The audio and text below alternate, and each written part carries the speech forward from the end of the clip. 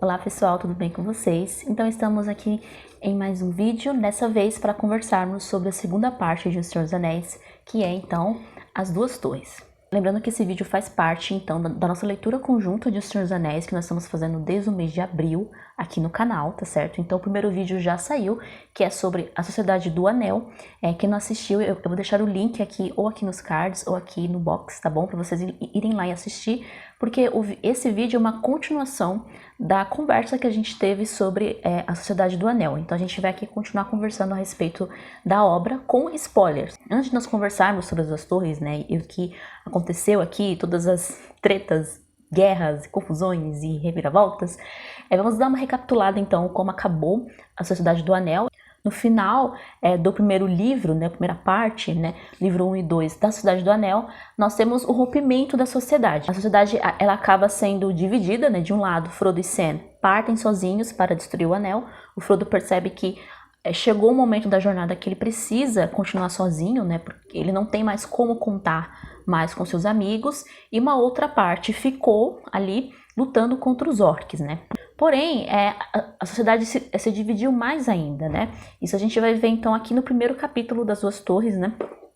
Porque aconteceu? O Merry e o Pippin foram capturados, né? Então, o Boromir, logo após ter lutado com os orcs para poder salvar ali a vida do Merry e do Pippin, meio que também meio que uma forma dele se redimir depois dele ter tentado roubar o anel do Frodo, né? Ele morre, só que o Merry e o Pippin acabam sendo capturados pelos orcs. Aí então sobrou o Aragorn, o Legolas e o Gimli, né? E aí os três decidem que vão atrás do Merry e do Pippin. Chega um momento que eles ficam um pouco relutantes, né? O próprio Legolas, né? Ele acha que eles têm que seguir o Frodo e o Sam, né? Porque o Frodo e o Sam partiram os dois sozinhos, né? Pelo rio ali, pegaram as barcas dos elfos e foram embora. Mas o Aragorn pensa que não, que a jornada do Frodo e do Sam agora não vai mais envolver a vida deles, né? Eles têm agora outras missões. Lembrando também que durante a aventura lá, durante a passagem deles por Carádaras, né, que eles entram ali nas minas de Moria, o Gandalf cai, né, desaparece. Mas a gente viu que ele não morreu, ele voltou, nosso mago favorito voltou, mas a gente já vai chegar nessa parte também. E aí comentando um pouco a respeito do título As Duas Torres, né, por que se chama As Duas Torres e o que exatamente são essas duas torres que está citado aqui no título. A gente interpreta, uma torre se refere à Torre de Orthanc em Isengard, onde está o Saruman, né? E a outra torre é a de Minas Morgul, que praticamente é a entrada para Mordor, né? Onde mora o Rei Bruxo, né? De Angmar. Então o título se refere a essas duas torres. Mas assim, o título em si ele é um tanto polêmico, vamos dizer assim, porque é ambíguo. Pode se referir tanto à Torre de Orthanc, tanto à Torre de Minas Morgul, pode se referir também à Torre de Barad-dûr, pode se referir também à Torre de Minas Tirith. Então assim, o próprio Tolkien, quando ele estava escolhendo o nome dos livros, né, das partes que eles queriam ser publicadas, lembrando que, como eu comentei com vocês no vídeo sobre a Cidade do Anel, o Senhor dos Anéis é um livro só, mas que foi dividido em 3 partes, vocês lembram disso, né? Pois então, até ele também ficou um pouco assim, relutante em colocar esse título, porque de início ele achou bom, mas depois ele começou a pensar, mas peraí, pode ser qualquer torre, né? O título em si não diz nada, né? Então pode ser várias torres que são citadas aí durante a história. Eu particularmente eu acho um título legal porque justamente por ser ambíguo, né? Então você não tem certeza se é realmente a Torre de Orthanc, ou se é a Torre de Barad-dûr, ou se é a Torre de Minas Morgul. Enfim, pode ser qualquer torre da Terra-média. Por quê? Porque a Torre de Barad-dûr também é citada. Se não me engano, ela em alguns momentos é citada aqui também durante o livro, quando estou falando do Rei Bruxo, né? Então, fica essa ambiguidade mesmo no título. E aí, então, o Aragorn e o Legolas e o Gimli, eles fazem o funeral pro Boromir, né? Porque eles não queriam deixar o corpo dele ali, né, coitado. Eles colocam o corpo do Boromir em um barco, né, no rio que estava ali próximo, junto com as suas armas, junto com todo o seu equipamento, e o corpo dele vai descendo então o rio. É importante a gente lembrar disso porque o Faramir, que é o irmão dele mais novo, vai ver o corpo dele. Por mais que no texto do Tolkien fica um tanto ambíguo, a gente não tem certeza se ele realmente viu, se ele sonhou que viu o corpo do Boromir descendo o rio.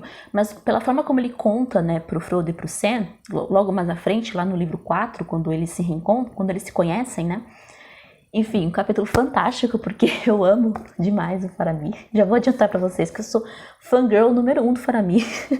Apaixonadíssima por esse personagem, achei ele incrível, uma história maravilhosa. Anyway, então é importante lembrar disso porque o Faramir vai contar isso pro Frodo do Sam, né? Que ele soube da morte do irmão, principalmente por conta desse sonho ou dessa visão que ele teve do corpo do Boromir descer no rio.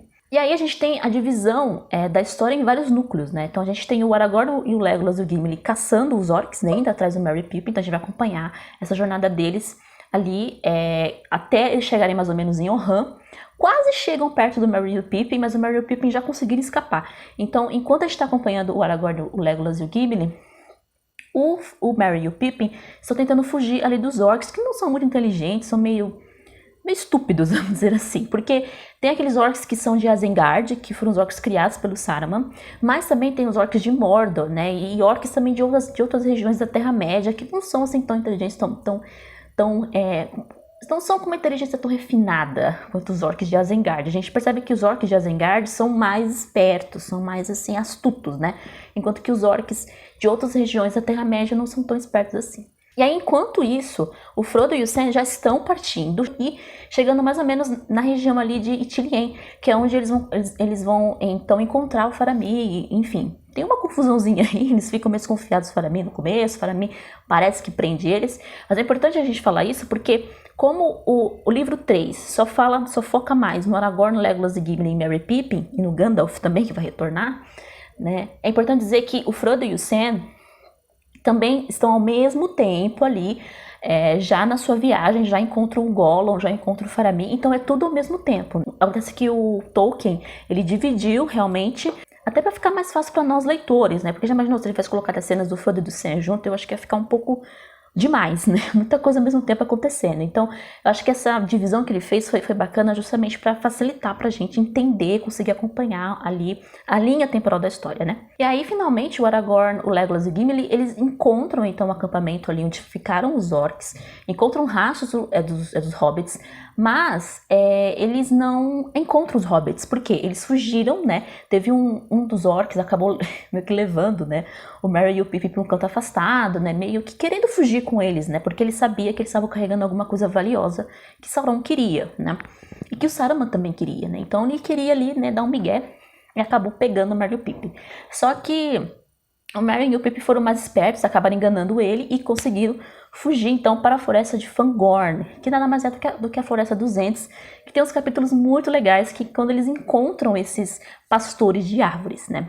Só que aí eles perderam então a vinda do Aragorn e do Legolas do Gimli, que eles chegam então na região de Orhan. Então a floresta de Fangorn fica praticamente nas fronteiras ali de Orhan também.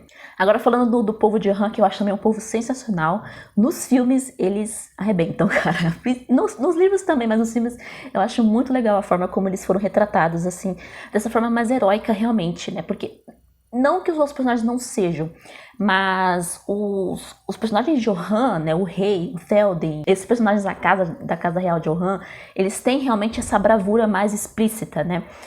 O Aragorn tem também, né, mas mas é mais assim, é um pouco mais sutil, né, a bravura do Aragorn, né? O do Boromir também já foi mais explícita, né, ele bateu em orcas e tal, mas realmente o povo de Orhan, na minha opinião, eles representam realmente essa parte mais de bravura, mais de coragem, de colocar, de dar a cara a tapa, realmente ir, né, lutar até o fim. O rei vai lutar, que eu acho uma coisa sensacional.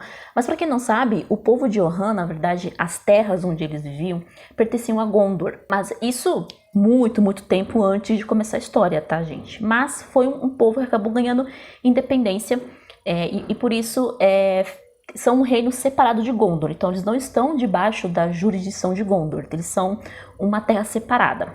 A língua deles e como eles são chamados, vamos tentar aqui pronunciar, é Orririn, né? E é inspirada, então, na literatura anglo-saxã, né, que o Tolkien adorava. Só para vocês terem uma ideia, nessa biografia aqui do Humphrey Carpenter, quando o Tolkien tá já na faculdade, né, ele começa então a estudar sobre as línguas anglo-saxãs, sobre o inglês antigo, os textos antigos escritos nessa língua.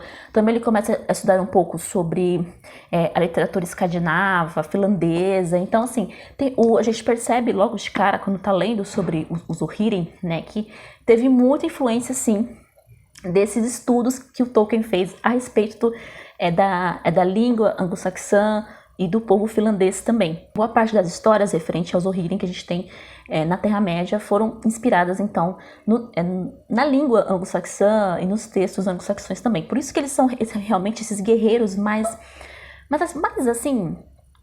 guerreiros mesmo, até mais que Gondor, porque Gondor, quando a gente vai ler O Retorno do Rei, né, a gente percebe que Gondor tá meio que caindo aos pedaços, assim, sabe? Não é mais aquele reino maravilhoso que foi antigamente, né? Depois de tantas guerras, depois de tantos conflitos, Gondor já não era mais um reino, assim, cheio de exército, super corajoso, não. Gondor aqui no Senhor dos Anéis já tá um tanto decadente, né? Pelo menos do que eu lembro, assim, de quando eu li a primeira vez O Retorno do Rei, dá realmente a entender que Gondor já não tá no seu esplendor mais, né? Na verdade, já é um reino que está entrando em decadência.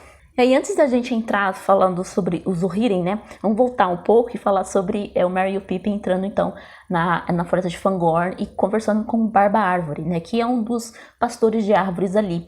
E o Barba Árvore, ele tá um pouco preocupado, né, com as notícias que o Merry e o Pippin acabam trazendo sobre a guerra que está acontecendo, os conflitos com Saruman, principalmente com Saruman, porque o Saruman também mora ali perto, né, a Isengard é perto ali também. E eles tinham um certo respeito por Saruman, né? Eles tinham assim um certo... realmente os entes ali, os seres da floresta, tinham um certo respeito por Saruman, mas eles perceberam que Saruman estava começando a destruir as árvores também, estavam matando muitas árvores, e isso estava, né, irritando então o Barba Árvore.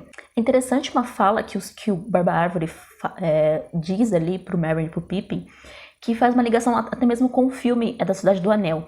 Ele diz que o Saruman, ele tem um cérebro de metal e rodas, e não se preocupa com os seres que crescem. E lá no filme da Cidade do Anel, eu reassisti o filme da Cidade do Anel, e lá no filme da Cidade do Anel, tem a cena então que o Saruman tenta persuadir o Gandalf a se unir a ele, ao Sauron. E aí fica claro naquela cena, muito mais claro naquela cena do filme do que aqui no livro, que o Saruman, ele praticamente desprezava a Terra-média. Ele achava que a Terra-média era defeituosa, era um lugar que precisava ser melhorado, né? Só que melhorado de uma forma assim tal que quando terminasse a sua transformação não seria mais a mesma coisa. Isso me chamou bastante atenção, porque vai realmente de encontro com aquilo que mais afligia o próprio Tolkien enquanto ele escrevia Os Seus Anéis, e isso também afligiu o Tolkien a vida toda, né? Porque ele visitava os locais em que ele passou a infância, locais bonitos, né? Cheio de árvores, cheio de verde, uma coisa até idílica.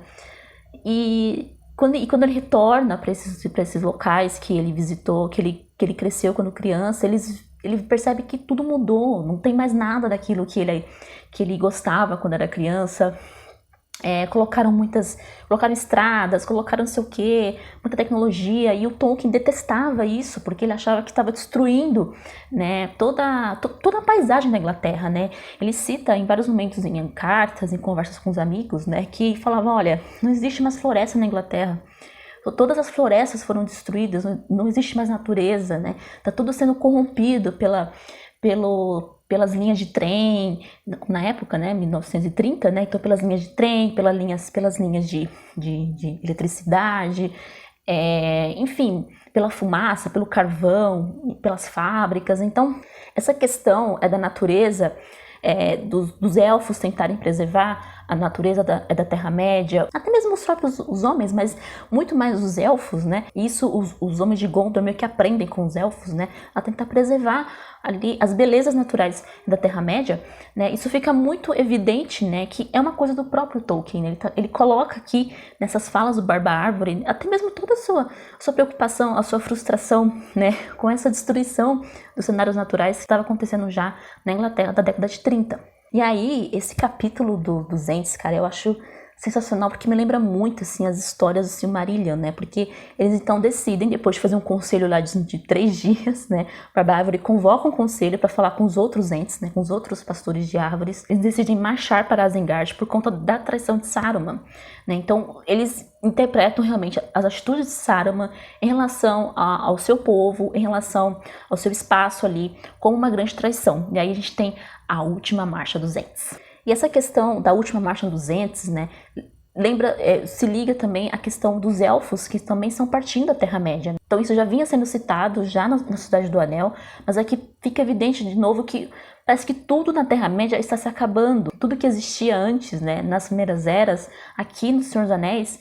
parece que já está entrando em decadência. Então eu falei com vocês, Gondor estava em decadência, Rohan também estava em decadência, mas isso muito por culpa de Sauron também. Sauron estava envolvido ali no meio. Os elfos estavam partindo da Terra-média, estavam indo para Valinor, se eu não me engano, me corrija se eu estiver errada, mas pelo menos é isso, dá a entender. Os entes também estavam desaparecendo, as entes esposas sumiram, né? Então eles falam das entes esposas que nunca mais voltaram. Eles perderam as entes esposas, eles falam dessas entes esposas que eles ficam muito tristes por não terem mais encontrado.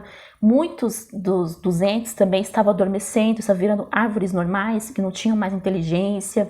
Então parece que tudo está se acabando na Terra-média. E eu acho isso, assim, bem, como é que pode dizer, um tanto realmente triste, sabe? Porque parece que todo aquele mundo mágico ali da Terra-média estava desaparecendo, exceto os hobbits. Então, por fim, o Merry e o Pippin vão junto com os entes para essa marcha até Isengard, eles começam a cantar, e a gente...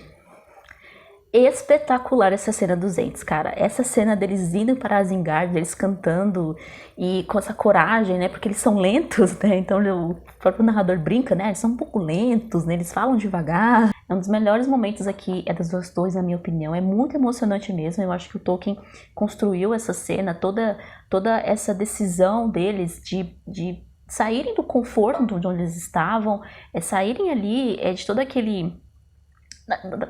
daquele marasmo que eles viviam mesmo, e partirem para fazerem parte daquela história. Até porque, por mais que eles estavam realmente mais preocupados com a sua terra, né, com o seu espaço ali, eles acabaram sendo uma peça fundamental para a Guerra do Anel. Então, eles acabaram ajudando Gondor e Rohan com a decisão deles de chegarem a Isengard e aí meio que acabarem prendendo o próprio Saruman ali na Torre de Orthanc. Claro, a gente tem então a volta de Gandalf, né? A aparição de Gandalf agora não mais como Gandalf o Cinzento, mas sim como Gandalf o Branco, né? Então a gente tinha então o Saruman, que era o branco, e o Gandalf também retorna e ganha esse título, né? Porque a roupa dele já não é mais cinza, é branca. É como se tivesse subido de nível, sabe?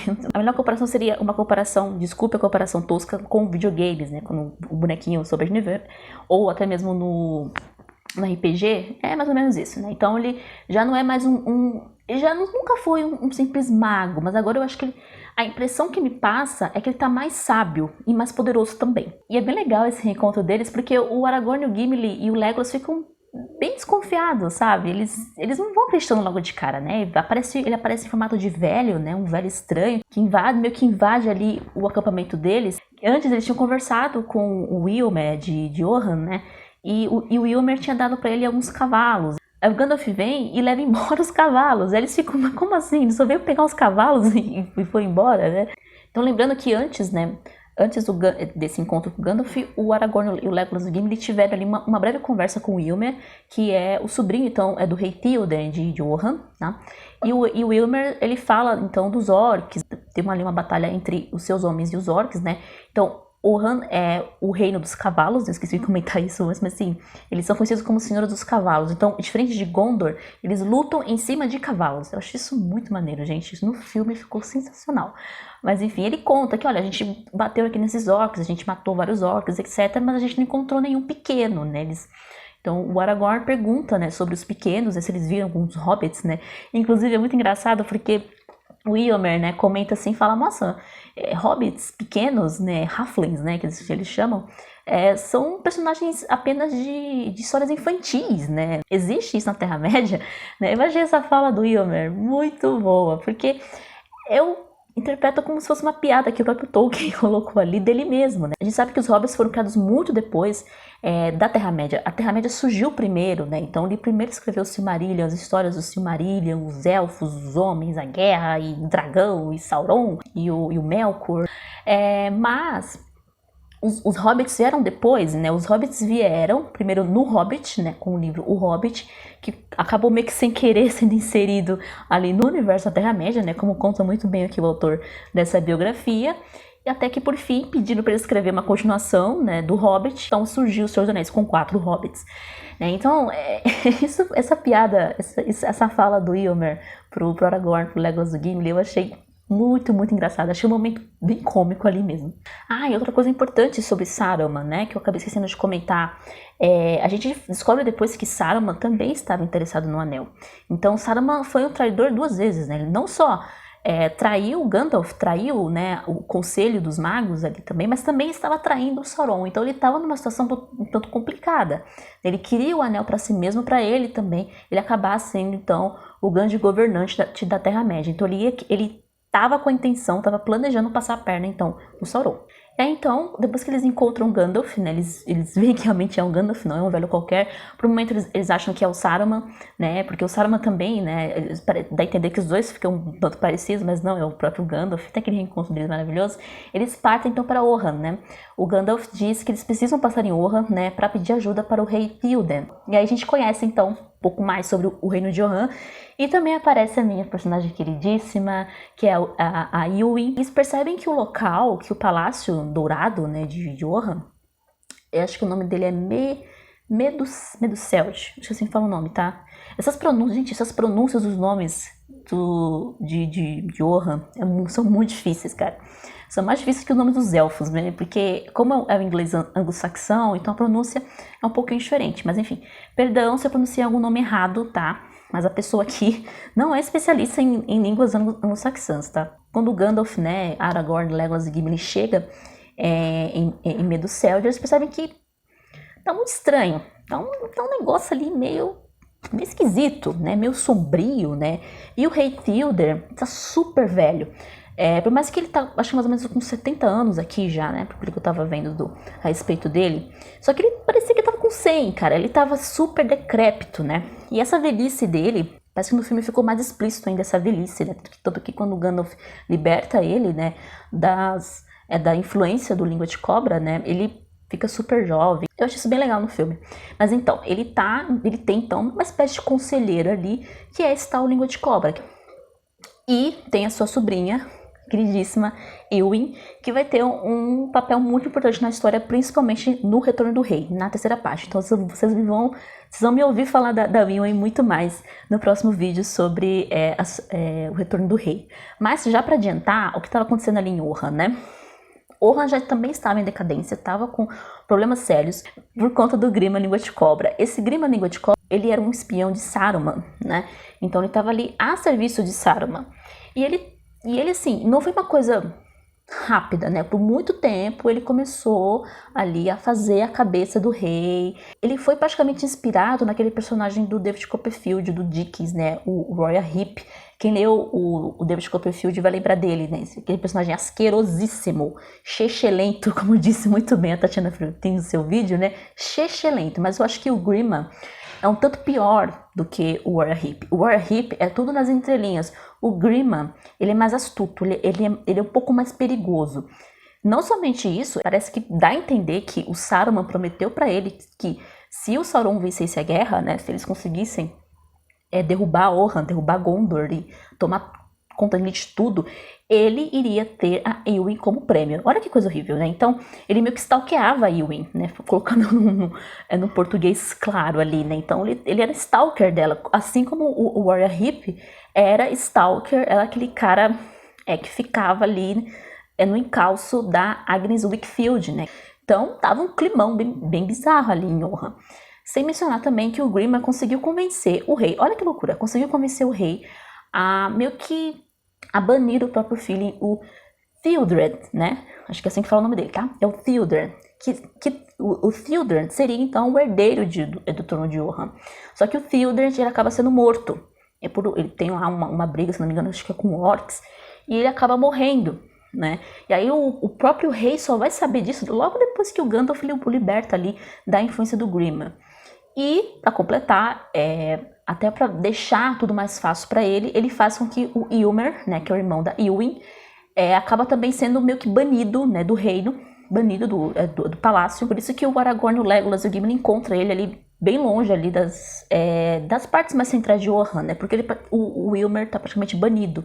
Até porque na próxima linha de sucessão é ele, né, que seria o rei. Logo após a morte do Théoden, que seria então o rei, seria o Ilmer. E a gente tem o Aragorn, né, com a sua primeira impressão sobre a Éowyn. Eu sei que algumas pessoas preferem o Aragorn com a Éowyn do que com a Arryn, né? Inclusive a Arryn, ela mal é citada aqui, assim, ela só é citada nos apêndices, né, do Retorno do Rei, mas ela aparece bastante no filme. Aliás, uma participação muito legal dela no filme, que eu achei bem bacana, deu uma equilibrada mesmo ali na história. Até explicar por que o Aragorn, né, não pode se envolver com outra pessoa porque já tá comprometido com ela, né? Mas aqui dá a entender que a Éowyn meio que fica ali chumadinha do Aragorn, sabe? Ela fica ali, né? E ele também. Despertou nele um certo interesse nela, né? Mas eu acho que esse interesse do Aragorn era algo um pouco mais paterno, né? Não acho que era o interesse de querer se casar com ela, nada disso. Até porque o Aragorn, gente, ele, se não me engano, tá com mais de 80 anos aqui, tá? Porque ele tem sangue Númenóreano, né? E os Númenóreanos vivem bastante tempo e ficam jovens durante muito tempo. Eles demoram um pouco para envelhecer também. Eles vivem anos, tá? Mais do que um ser humano comum. Então, tecnicamente, o Aragorn tinha idade para ser avô da Éowyn, tá? Se eu não me engano, a Éowyn tem aqui na história uns 23 ou 24 anos. Então, ia ser um tanto estranho. Por mais que a aparência do Aragorn não seja de um velho, mas a idade... Vocês entenderam, né? E aí, contando um pouco sobre os irmãos, né? E sobre a Éowyn e o Ilmer. Eu tinha a impressão que quando eu li a primeira vez As Duas Torres e o Retorno do Rei, eu achava que eles eram gêmeos, tá, gente? Eu não sei porquê, mas eles não são gêmeos, tá? Então, se eu não me engano, o Ilmer é alguns anos mais velho do que a Éowyn. E eles são órfãos, tá? Então, o pai foi morto por orcs, né? Alguns anos antes, isso também antes da história, quando eram crianças ainda. E a mãe também morreu logo, assim, pouco tempo depois. Ela não aguentou, né, o sofrimento de ter perdido o marido daquele jeito horrível, e também acabou falecendo. Aí então o rei Théoden, né, trouxe os sobrinhos para morar então junto com ele no castelo. Por fim, logo após o Gandalf liberta o rei Théoden, e ele meio que dá um esporro no Grima Língua de Cobra, mas ele não mata o Língua de Cobra. O Língua de Cobra parte. O Théoden foi até generoso com Língua de Cobra, né? Ele até falou, você quer um cavalo? Eu te dou, né? Mas se você caia fora daqui. E aí o Língua de Cobra parte e a gente reencontra com ele lá em Isengard, né? Que ele vai pra perto de Saruman, uma cena engraçadíssima. E um tanto tensa também quando ele volta pra Isengard. E aí eles partem então para o Abismo de Helm, que é onde vai ter essa batalha que é sensacional. A gente vê também um pouco da amizade entre o Legolas e o Gimli, né? Eles começam a competir ali pra ver quem mais matava orcs e uruk-hais. É muito engraçado. Isso também foi muito explorado no filme. E os motivos deles partirem para o Abismo de Helm, um dos aliados de Rohan, né? Eles estavam nesse local, só que os seus escudos, né? Eles foram praticamente derrotados ali pelos poderes de Saruman. Né? Então o rei parte para ajudar esse amigo dele a aguentar ali o cerco do Abismo de Helm. E essa batalha do Abismo de Helm também, gente, é muito boa. Eu acho que a primeira batalha, grande batalha que a gente tem aqui no Senhor dos Anéis é essa batalha do Abismo de Helm, assim, realmente uma batalha mesmo com o exército, porque as outras só foram apenas citadas, foram apenas, aconteceu e tal, mas o Tolkien não dá detalhes. A gente sabe que teve a batalha dos homens de Ilmer com os orcs, né, e os uruk-hai, mas quando o Aragorn e o Legolas e Gimli chegam, já acabou, né, a festa já tinha acabado. Então essa aqui realmente é uma batalha descrita do começo ao fim, que é incrível, é muito bem descrita. Eu fico, assim, pasma com a capacidade que o Tolkien tem de descrever batalhas, sabe? Eu não sou muito chegada em livros de guerra desse tipo, assim, por mais que eu ache interessante livros sobre a Segunda Guerra, mas a forma, assim, tão inteligente, tão perspicaz, assim, tão realista também do Tolkien de escrever um cerco desses, uma batalha dessas, a gente vai ver muito mais disso no Retorno do Rei, e eu acho, assim, sensacional mesmo. aí, então, por fim, após a batalha ganha, né, depois de alguns perrengues também, porque não foi fácil, eles partem, então, para Asgard, né, eles veem, né, os Ents também, né, os Ents meio que dão uma passada por ali, no caminho que eles estão indo para Asgard, e lá, eles chegando, eles entendem, né, o que são aquelas criaturas, né, aquelas coisas estranhas que eles viam. Eles viram lá perto do abismo de Helm.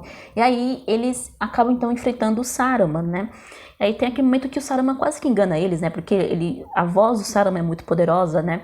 E ele começa então a brincar com os sentimentos dos Cavaleiros de Rohan, do próprio Rei Thilder, né? Falando, por que você tá nessa guerra sem sentido, né? Por que você não se junta a mim? Por que você vai lutar ao lado desse mago qualquer, dessa gentalha, né? Ele chama os hobbits de gentalha. Você pode ser grande, você pode ser um grande rei, né, dono de tudo, enfim, ele tenta fazer um migué ali também, né, mas acaba não dando certo. E aí, antes disso, aconteceu o reencontro dos hobbits com, né, os sobreviventes, né, da comitiva do Anel, e é um encontro sensacional. O Gimli, ele fica revoltado e fala assim, a gente se matou por vocês, a gente correu o dia atrás de vocês estão aqui comendo, vocês estão aqui banqueteando, não uma paz, um silêncio, comendo os restos, comendo a comida do Sauron, né, gente, esses dois, esse Merry e Pippin, são barato, cara. Eu acho que os hobbits realmente fazem esse papel, não somente de heróis da história, né, de protagonistas da história, a gente, principalmente no Frodo e no Sam, mas também até de alívio cômico, cara. Porque depois de tanta tensão, eu acho que essas ceninhas engraçadas entre o Gimli e os hobbits foram muito bem-vindas. O Saruman fica bravo, né? Viu que não conseguiu enganar o Rei Thilder. O Gandalf acaba quebrando o cajado do Saruman. E aí ele joga, né, lá a Palantir, né? Essa Palantir era onde ele tinha... Era um objeto em que parece uma bola de cristal, né? Eu sempre vi com uma bola de cristal. Onde ele tinha contato com o Sauron. Que foi por conta da influência que ele teve dessa Palantir que Sauron... Ele acabou indo pro lado de Sauron, né? E essa Palantir é muito perigosa, né? E tanto que o Pippin, se não me engano, ele fica, né, ali na curiosidade e tenta e acaba olhando a visão ali daquela Palantir e tem quase que um encontro com Sauron. É uma cena assim bem tensa mesmo. E o Gandalf fala: não veja, não mexa nisso, né? Até porque por fim o Gandalf fica preocupado com o Pippin e aí leva o Pippin, ele pega o seu cavalo, né, o Scadofax, e fala, eu preciso ir para Gondor agora. Ele leva o Pippin junto com ele. Aqui termina o livro 3, né, das duas torres. Eu vou comentar agora sobre o livro 4, que vai falar sobre o Frodo e o Sam. E aí, o Frodo e o Sam, eles acabam se encontrando com o Sméagol barra Gollum, né? O Sméagol barra Gollum estava seguindo os dois desde Valfenda, se não me engano. O Sam dá um jeito ali de capturar o Gollum e obriga, né, o Gollum a fazer um juramento que ia sempre servir o Frodo, né? E ele faz esse juramento em cima do precioso, tá? Então é importante lembrar disso, porque o Gollum faz muito juramento em cima do anel. E isso vai ser cobrado dele depois, né? Esses juramentos que ele faz em cima do anel, o anel é algo maligno, né? Então, esses juramentos que o Gollum faz sobre o anel, isso vai ser cobrado no Retorno do Rei. Eles passam então pelo Pântano dos Mortos, né, que eles acabam vendo os rostos dos que caíram na Batalha de Dagolard, que foi uma das batalhas da Última Aliança que aconteceram lá na Segunda Era da Terra-média, né, que os elfos e os homens se uniram para lutar contra o Sauron, e foi nessa que o Isildur cortou o anel do dedo do Sauron, enfim. A gente começa a perceber também que o anel começa a pesar mais pro Frodo, né, não pesar fisicamente, mas pesar espiritualmente, né? Que o anel vai ficando cada vez mais pesado, vai virando um fardo realmente para carregar, conforme ele vai chegando perto de Mordor. Até por fim eles chegam em Ithilien, que era considerado ali o Jardim de Gondor, né? Que era um local muito bonito, muito verde, só que era um local um tanto muito protegido por quem? Por ele, pelo Faramir. Só que aí eles acabam então sendo capturados pelo Faramir e seus arqueiros, né? Depois de uma fogueira que eles fizeram e não apagaram o fogo, né? Foi o suficiente para chamar a atenção ali dos arqueiros, que levam o Frodo e o Sam, mas o Gollum escapa. Gente, parênteses aqui, o Sam querendo dar lição de moral no Faramir. O Sam daquele tamanhozinho querendo dar lição de moral no Faramir, olha, sensacional mesmo. E o Faramir, para quem não sabe, então, como eu falei, é irmão mais novo do Boromir, filho de Denethor II, né? O regente de Gondor, né? Porque Gondor estava sem rei. E era um rapaz, assim, bem diferente do seu irmão, né? O Boromir, ele era um tanto mais esquentado, vamos dizer assim, né? Um tanto mais guerreiro, né? Já o Faramir também era um guerreiro, mas era um homem um pouco mais letrado, né? Um scholar, né? Era um homem, assim, mais dado às artes, à música, às histórias, às tradições, etc, né? Enquanto que o Boromir não era tão chegado nisso, mas já o Faramir sim, porque ele teve muito contato com Gandalf, né? Ele meio que cresceu ali ouvindo as histórias do Gandalf, gostava de conversar com ele, só que o seu pai, né, o Denethor, ele achava o Faramir, assim, uma vergonha, né? Olha que coisa, né? Deram muitos problemas familiares aqui, nessas famílias de Gondor, né? Então o pai desprezava o Faramir, né? Achava ele indigno, não achava ele essas coisas, e era a fã do filho, né, mais velho, que era o Boromir. É justamente por causa do Faramir saber, né, todas essas tradições, todas essas histórias a respeito dos homens, dos elfos, né, ele é meio que ali aos poucos, durante aqueles dias que ele ficou com o Frodo e o Sam, ele acaba adivinhando então qual era a missão que o Frodo tinha, né.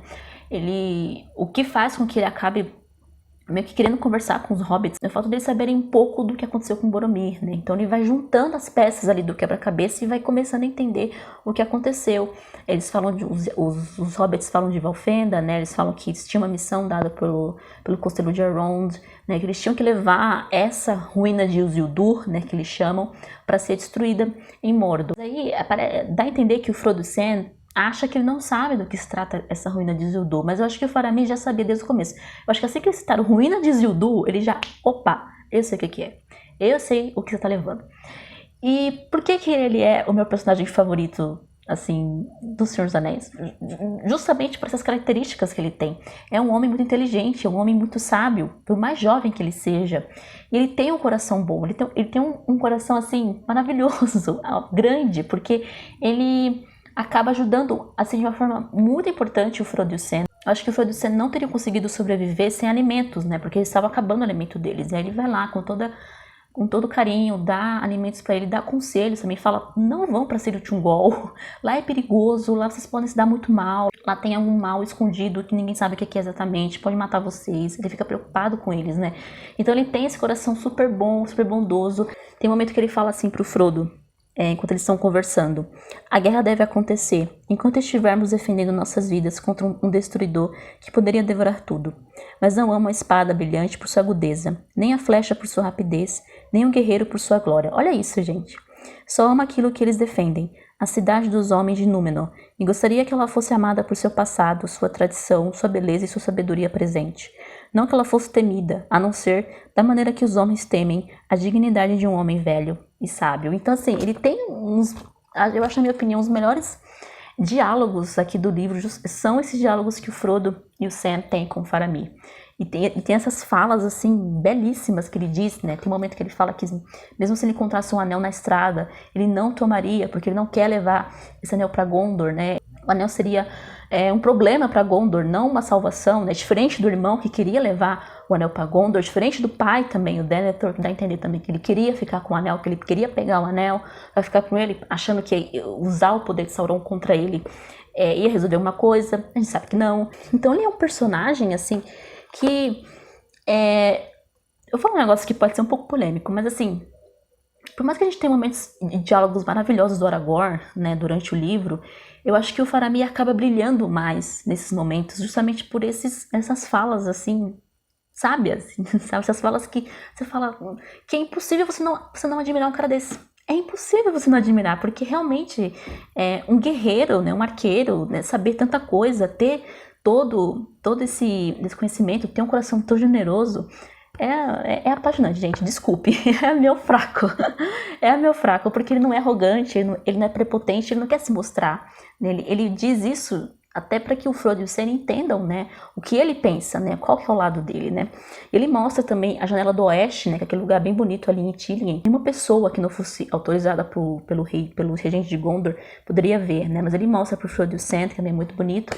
Ele também captura o Gollum, né, consegue, com a ajuda do Frodo, capturar o Gollum, né, o Gollum fica bravo, fica putaço da vida, né, porque ele tava no rio ali perto da Janela do Oeste, coisa que ele não poderia fazer. É interessante sobre o Faramir, porque o próprio Tolkien comenta em uma das cartas que o Faramir era também um dos seus personagens favoritos, né? Era uma das suas melhores criações, né? E tinha muito dele ali no personagem. Então, assim, gente, se você não gosta do Faramir, você tem algum problema. E não só isso, os próprios hobbits ficam admirados do Faramir, né? Fala que ele tem um ar sábio, né? Que ele lembra o Gandalf em alguns instantes, né? Pela sua sabedoria. Por mais que também eles ficam um pouco desconfiados dele e acham que ele vai acabar querendo capturá-los, ficar com o anel, etc. Ele deixa claro que não é nada disso que ele quer, que ele não tá interessado. Por mais que ele soubesse há muito tempo que eles estavam carregando, né? Então ele tem essa honra, essa nobreza, né? E esses capítulos do Faramir com Frodo e Sam, maravilhosos, amei todos. E aí, uma coisa importante, ó, mais um juramento que o Gollum acaba fazendo, né? O Faramir, então, deixa que o Frodo e o Sam partam, né? E liberta também o Gollum, né? Mas numa única condição. O Gollum só seria livre enquanto ele estivesse servindo Frodo, né? Se por acaso um arqueiro, né, ali de Gondor, o encontrasse sem estar servindo o Frodo, ele seria morto. Então temos aí mais um juramento sério, importante feito aqui. Aí por fim, então, o Gollum, Frodo e Sam partem para a passagem de Ciril Ungol, né, que é para onde eles queriam ser levados, mas a gente sabe que o Gollum estava querendo enganar eles, né? Porque o que acontece? Nessa passagem está a toca da Laracna. Então, o próprio Sam é muito desconfiado. O Sam realmente não gosta do Gollum, né? Isso desde o começo do livro, né? Mas o Sam fica desconfiado porque o Gollum desaparece, fica um dia fora, depois volta, né? Então, ele dá sinais ali de que alguma coisa de errada não tá certa, né? E, por fim, eles chegam em Ciril Ungol, coisa que o Faramir falou para eles não fazerem, não irem para Ciril Ungol, justamente porque ele temia esse perigo que existia lá, e acaba encontrando a Laracna, né, e o Gollum tá no pé. E, gente, esses capítulos deles lutando com a Laracna é assim, eu tenho um nojo tão grande porque eu tenho um nojo de aranha, nojo mesmo de aranhas, mas assim, é uma aflição, é um nervoso, porque é um lugar escuro, mau cheiro, fedido, aquele bicho nojento correndo atrás deles. Ai, gente, meu Deus do céu, é muita aflição.